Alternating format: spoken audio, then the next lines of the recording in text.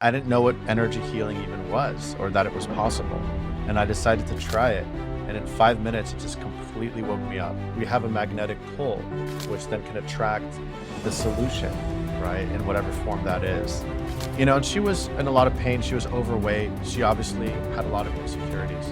And after a few seconds, I looked at her, I realized, oh, this is actually God. That is such an important thing because a lot of us, Tony Robbins, he's a fan of the word scotoma, which is basically something that's right in front of your face that you just don't see. And I think everybody out there has had that experience with, where are my car keys? Where did I leave that envelope? Where's my pen? And it's right there. And of course, it's always the last place you look. But a lot of the time, these things are like, my glasses, where are my glasses? They're on your face, they're on your head, and we don't see them. And I, as someone that in my life, many times I've made things way too complicated, way more complicated than they had to be. And if you've ever had this experience of grabbing onto a jar and trying so hard to turn it, and then you're like, I give up, and you barely touch it and it opens.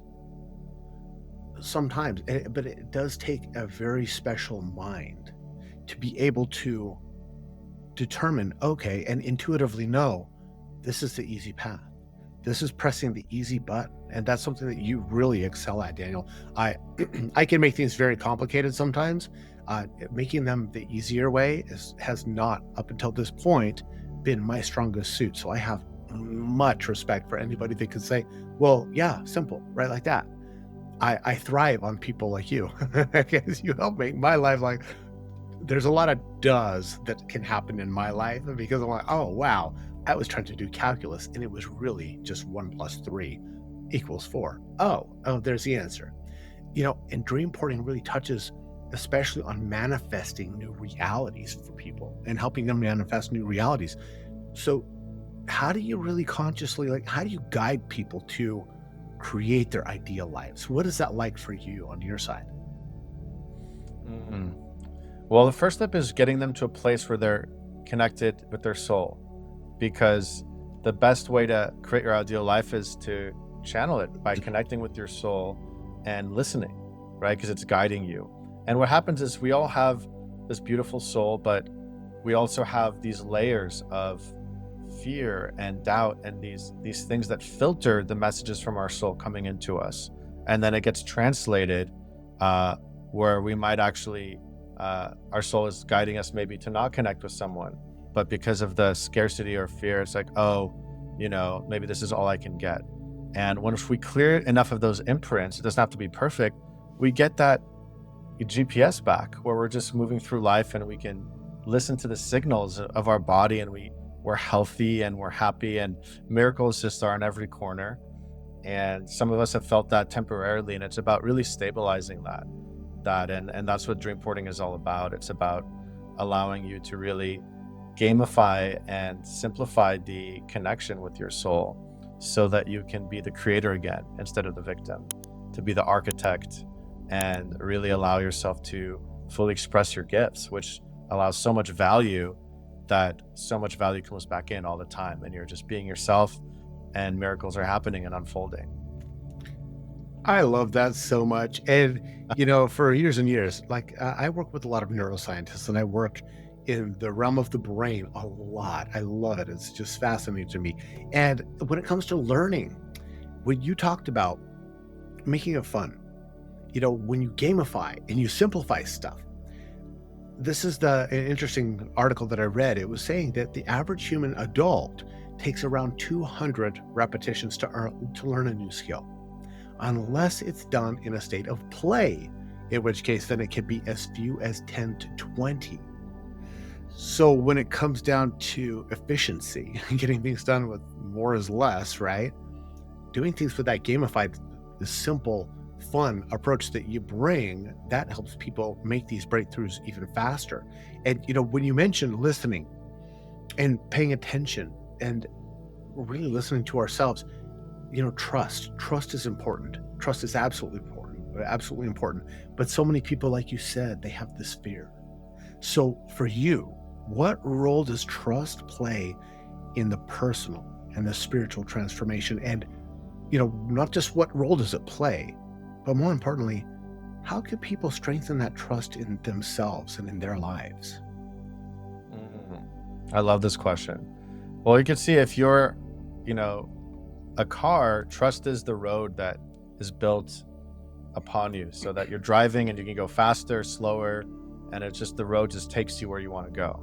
And I think almost all people, maybe 99% of people have trouble trusting, and that's normal because this world has been so crazy, right? It's destroyed our regulation. And so it all goes back to the nervous system.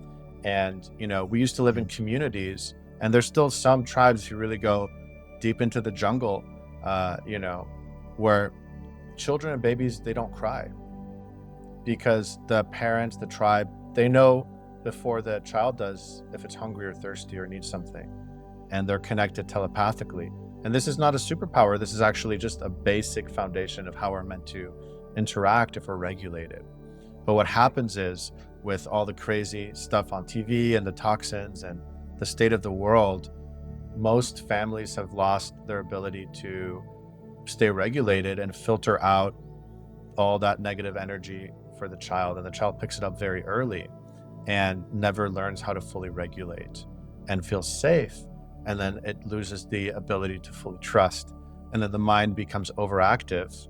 And we have all these neurological and psychological conditions that are just adaptations to a dysregulated nervous system. But the good news is that we can actually regulate our nervous system. Often in a few minutes, there's miracles that can happen. And I'm working with a nervous system master, Gabriel, actually, who's coming to our retreat and co-facilitating with both of us. And this is why I love just combining different master teachers from around the world, because they each have a part. And I've seen it in 2-3 minutes, just by co-regulating with another nervous system, people have huge unwindings and awakenings, because we're meant to actually regulate with another nervous system to learn how to do it and live in community. And so that's a very important pillar for me now, is reconnecting community and safety, because that's really the foundation for all the things we want: relationships, manifestations, blah, blah, blah. We require that foundation where our nervous system can actually receive more abundance, receive more intimacy.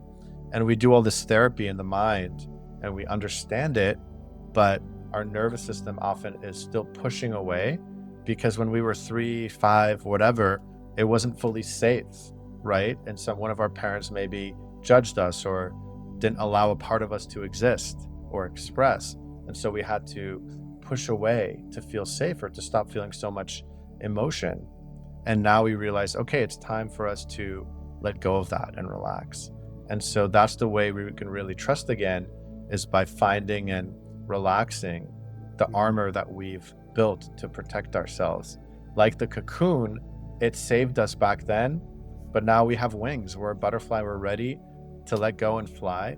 And that's what we specialize in, is actually helping people out of the cocoon and learning to fly into their soul, because their soul is guiding them. And once you're in your flow again, once you're tapped in, then you're on your own. You can really do whatever you want. And it's just helping people on that transition is really beautiful. That is amazing, Daniel.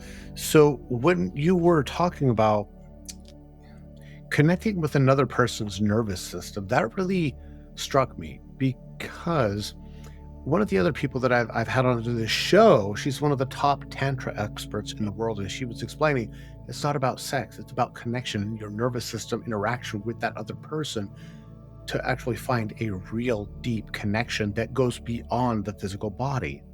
And so what you're talking about is so in alignment with that, because in Tantra, it's not just about with another person, it can also be with yourself. But interesting that when we have that catalyst, kind of like something that will, like, okay, in an engine, you have a starter, right? The engine doesn't just turn over by itself. It has to have something else that will start that spark, that will create that combustion.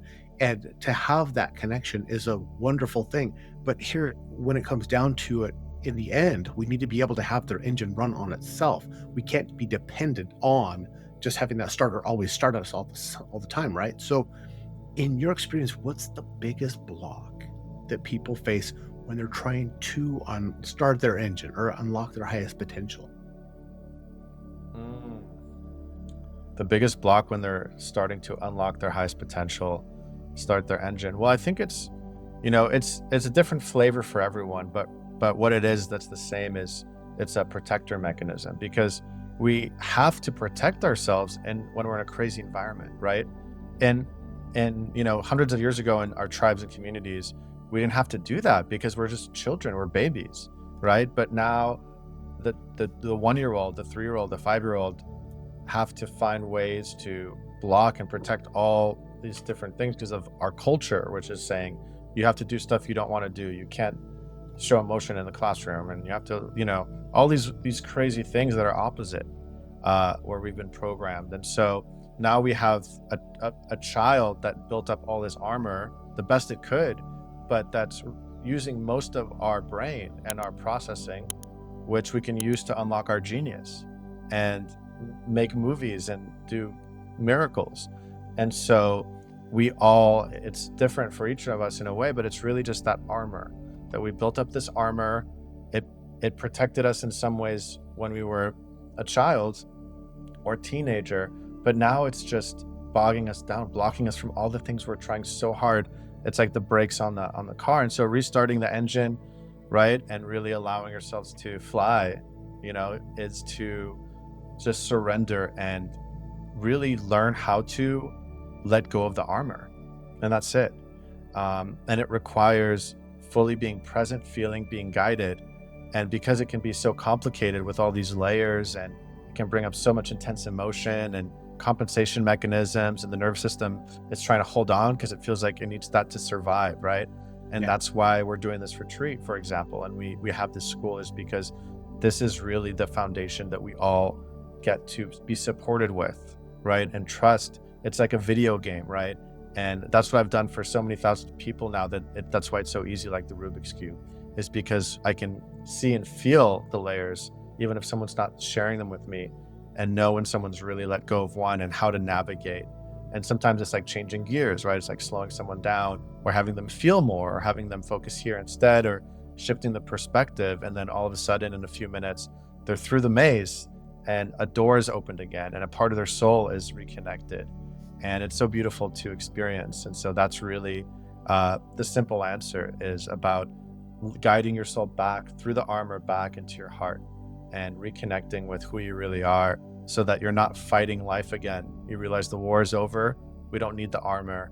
And by trusting again and allowing yourself to be, now you're in this new, you're an adult now, you're in a different level. What happens is most people are still regressed as a little child, Right. or baby even, and they don't know it.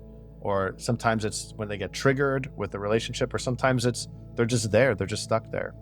And it's about integrating that part back with the adult. So the spiritual adult, takes back the steering wheel and stops sabotaging their life from all these fears that are no longer real, and really just allowing that trust and surrender to return. For a long time, I've been being told, oh, surrender, surrender. Now, for those of you out there who know my background, awesome, you'll get this. For those of you who don't, so for over 20 years, I pioneered one of the most, I would say, brutal martial arts on the planet, as far as brutal training and a warrior mentality. So when I hear the word surrender, just like subconsciously, it goes to failure, throwing in the white towel, waving the white flag, you're giving up, but then coming later with all this soul searching myself, finding that act of surrender is simply allowing and not getting in your own way. And that's something that I know you've helped so many people do, because honestly, I'm sure that you would agree, and everybody out there listening, all the millions of people all over the world watching this right now, I'm sure most of you would agree that sometimes we can be our own worst enemy and be in our own way more than any other external thing in our life. And the thing is if we don't know how we're being in our own way and how we're stopping our own progress, how do we actually fix that? So sometimes having a great coach or a Sherpa, a guide from the outside to say, oh, well, if you do this, like the Rubik's Cube, like you're talking about, there are a lot of people who are watching this that have been meditating for many, many years, but there are also, I'm sure, some people who are beginners. So for someone who's just beginning their spiritual journey, Daniel, what is a simple practice, a simple dream porting practice that you'd recommend for somebody who's starting, let's say they're starting today? Mm. Well, we actually are just opening for the first time our school for everyone to experience for free. Mhm. So we have a membership now where you can actually train. And so I invite you to join our membership, our academy. And we have literally hundreds of different meditations for all sorts of things, classes for all sorts of things, but especially our flagship course that teaches you how to shift timelines. So in under a month, it teaches you how to actually remote view with your soul or sense the new timeline, the new reality that you want, and to actually shift your energy and practice shifting your energy so that you can actually magnetize a whole new reality. And that's what I would recommend starting with. It's called the Quest. And it's a very simple way for anyone to be able to do what seems very advanced and make it in a very fun, gamified way. Yeah. I love that. I really love that. And I've known people in this PSSM global arena that, I mean, they've been meditating literally for decades, an hour to 2 hours every single morning, sitting, focusing on their breath, sitting either with a pyramid on their head or sitting inside a pyramid. I've got a big 8 foot pyramid that I sit in with a pyramid on my head and an inverted pyramid with a Merkaba to get all this amazing energy. So we've got some really, I would say, seasoned meditators. But here's an interesting thing as well, is that you never know exactly what is going to help unlock something for you or help take you to your next level if you always do the exact same thing. So that's why a variety, that's what the thing that's so beautiful about this show is having so many leaders and experts and masters in different disciplines to allow people to experience the spice of life. And you've guided a lot of CEOs, entrepreneurs, and spiritual seekers at the highest levels. So I know we have a lot of business leaders who are watching this. How can business leaders, specifically for business leaders, how can they benefit from integrating spiritual practices into their work? Mm. I love that question. One of my clients, for example, went from million to $1 billion deals in just 6 months working together. Uh, and it was from finding just two limiting beliefs, right? Wow. And part of it's the identity, right? We tell ourselves this story like, oh, I can deserve this much money, but maybe this much is not good enough. I'm not good enough for, or maybe it's not safe. I'm like, oh, I'll get attacked if I make too much money. Right? We have all these subconscious things. Some of it's from our parents or even farther back. And so one example is to clear the limiting beliefs, because whatever limit is in our mind, our subconscious, we might not even be aware of it, right? That's often the case. That is the ceiling that we can't actually pass that. We might see it like, oh, this person betrayed me, or oh, the taxes happened again, or oh, the machine broke again. But we'll start seeing some patterns, right? After a while, we're like, wait, this keeps happening. Why can't I move past this? Something keeps happening that's wrong. The fact is, it's not wrong. Nothing wrong happens in life. Everything is a reflection showing you a mirror. It's like, actually, we love you so much. We want you to see this right away so that you can actually go past it. This is a lesson for you. So when we shift our perspective from the victim consciousness and say, okay, what is this showing me that I get to look at, right? And so that's how I come in and work with leaders and entrepreneurs. It's very quickly we find and transform those limiting beliefs, and there's this rapid growth. And it also happens in relationships and happiness, productivity. All of it's related, because every time you let go of a limiting belief, you get part of your IQ raised, right? Your processing speed is not wasted on all these other loops, right? And protective mechanisms, and you can use it. And also opening your supernatural abilities of channeling information, of getting visuals, of connecting, and your creativity, right? Your life force, all of these things can be optimized. And every time we do that, we receive more success and results from that, which is really beautiful.